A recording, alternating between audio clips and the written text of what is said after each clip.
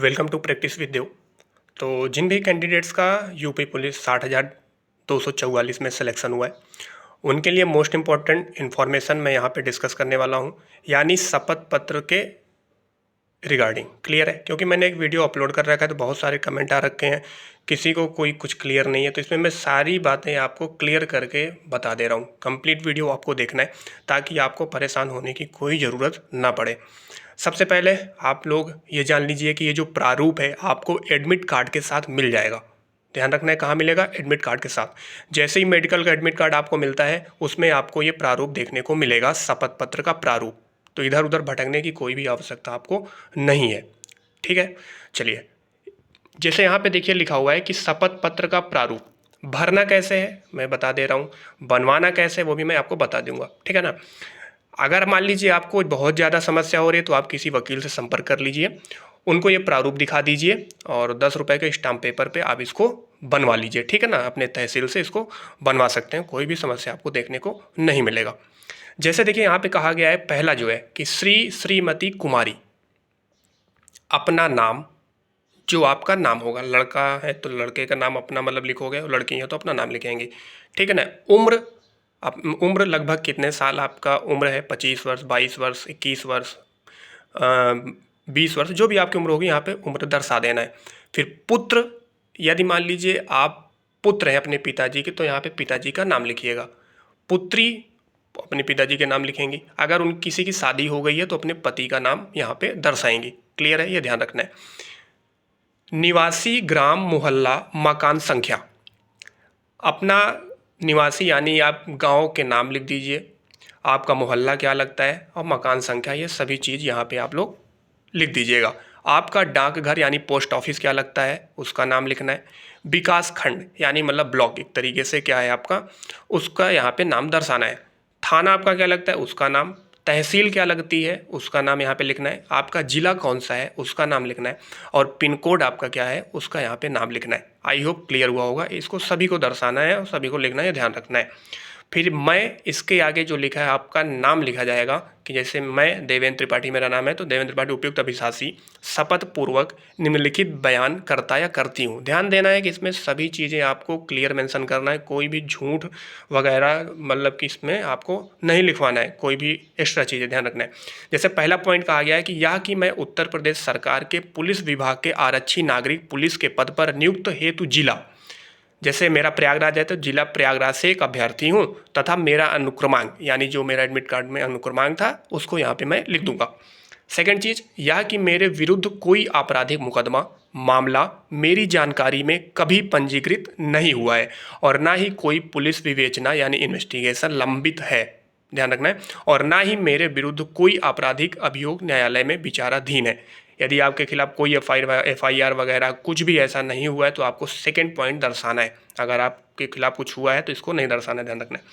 Third चीज़ है यह कि मुझे किसी आपराधिक अभियोग में किसी सक्षम दांडिक न्यायालय द्वारा सिद्ध दोष नहीं किया गया है। यह कि मैं किसी राष्ट्र विरोधी राजनैतिक पार्टी का कभी भी सदस्य नहीं रहा हूँ, या कि मैं कभी भी किसी राष्ट्र विरोधी गतिविधियों में संलिप्त नहीं रहा हूं, या कि मुझे कभी भी किसी आपराधिक मामले में गिरफ्तार नहीं किया गया है, या कि कभी आपराधिक मामले में पुलिस ने चालान नहीं किया है, या कि मैं राज्य सरकार भारत सरकार द्वारा उनकी सेवा में कभी भी बर्खास्त नहीं किया गया हूं।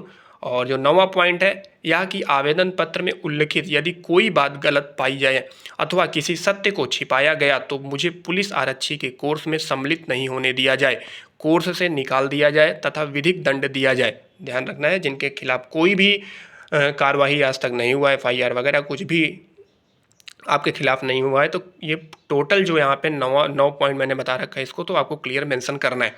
10वां है यह कि मैंने कभी किसी विध्वंसक कार्य में भाग नहीं लिया है। और 11वां क्या कहता है सुनिए, यह कि आपराधिक मामले में, 11वां पॉइंट ध्यान से देखिएगा, यह कि आपराधिक मामले में जो मेरे विरुद्ध पंजीकृत हुआ है या जिनमें मेरा चालान किया गया है या जो मेरे विरुद्ध विवेचनाधीन अथवा विचाराधीन अथवा दोषमुक्त किया गया है उसका विवरण निम्नवत है, आवश्यक अनुसार सीट संलग्न करें। देखिए, यदि आपके खिलाफ कोई एफआईआर वगैरह किसी गतिविधि में आप संलिप्त पाए गए हैं तो उसको यहाँ पे क्लियर आपको दर्शाना होगा। ठीक है ना। और आवश्यकता पड़ने पर आप डॉक्यूमेंट्स के उसको भी आपको लगाना होगा। ये सारी चीज़ें आप जब एडवोकेट से संपर्क करोगे तो आपको क्लियर वो बता देगा।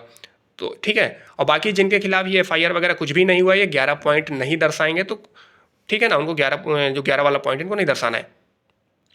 12वां देखिए, यह कि मेरे द्वारा शैक्षिक योग्यता एवं अन्य प्रमाण पत्र जो ओएमआर आवेदन पत्र के साथ प्रस्तुत किए गए हैं सत्य हैं। 12वां पॉइंट आपको दर्शाना है।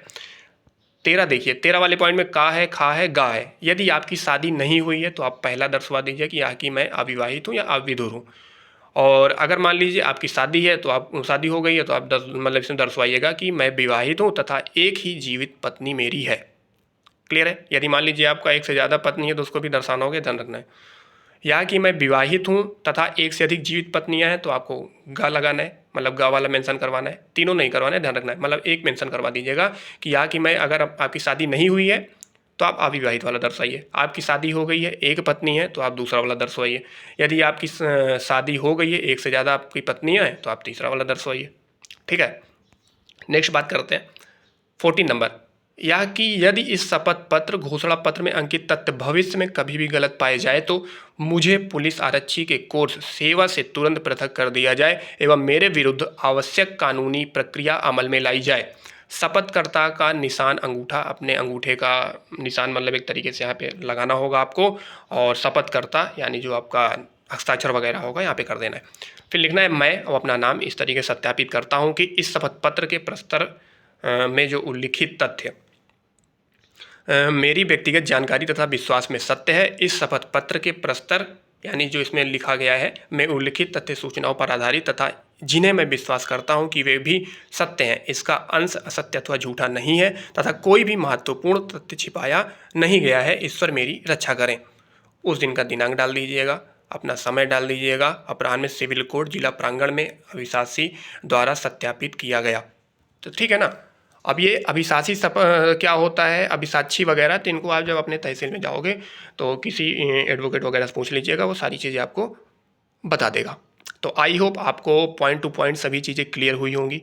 ठीक है ना। तो जिस तरीके से बता रखा है उस तरीके से करना है। यदि आपको कुछ भी समझ में नहीं आ रहा है तो चुपचाप अपने तहसील चले जाइए, किसी एडवोकेट से संपर्क कर लीजिए, उसको ये प्रारूप दिखा दीजिए और उनको बता दीजिए कि मेरा मेडिकल है और चरित्र सत्यापन होना है तो मुझे शपथ पत्र बनवाना है, तो वो आपको सब चीज़ बनवा के दे देंगे, कोई भी दिक्कत नहीं होगा। बस ध्यान ये देना है अगर किसी के खिलाफ कोई भी कार्रवाई हुई है, कुछ भी अगर लंबित है सारी चीज़ें, तो उसको ज़रूर मेंशन करवा दीजिएगा। अन्यथा अगर बाद में आप पकड़े जाओगे तो फिर आपकी जो ज्वाइनिंग है वो रद्द की जा सकती है और आप इसको कोर्ट में लेके भी नहीं जा सकते हो, क्योंकि आप खुद इसमें क्या कर रहे हो, शपथ एक तरीके से दर्शवा रहे हो। ठीक है ना।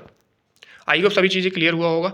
वीडियो अच्छा लगा तो वीडियो को लाइक जरूर करें और चैनल को सब्सक्राइब जरूर कर लें, बेल आइकन को प्रेस भी कर लें, ताकि जो मोस्ट इंपॉर्टेंट इन्फॉर्मेशन होगा यूपी पुलिस से रिलेटेड वो आपको मिलता रहेगा। तो मिलेंगे नेक्स्ट वीडियो में। Thank you so much.